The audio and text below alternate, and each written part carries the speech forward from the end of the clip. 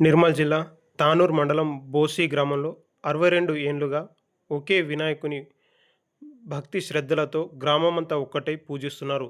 సంవత్సరాల చరిత్ర గల వరాలు ఇచ్చే వినాయకుడిగా ఓ ప్రత్యేకత ఉంది. 62 ఏండ్లుగా ఇక్కడ కర్రా వినాయకుడిని ప్రతిష్ఠిస్తున్నారు.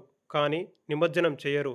చివరి రోజు గ్రామంలో అంగరంగ వైభవంగా ఊరేగించి వాగు నీళ్లను చల్లి ప్రత్యేక గదిలో భద్రపరుస్తారు.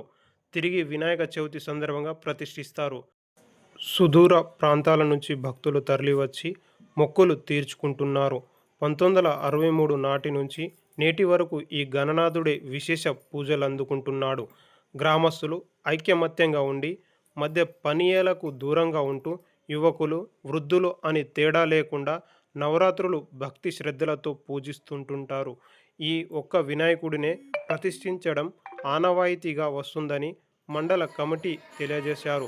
ఈ వరసిద్ధి వినాయకుడిని దర్శించుకునేందుకు ఉమ్మడి ఆదిలాబాద్ జిల్లా నుండే కాకుండా మహారాష్ట్ర నుండి భక్తులు అధిక సంఖ్యలో పాల్గొని తమ మొక్కులను తీర్చుకుంటున్నారు.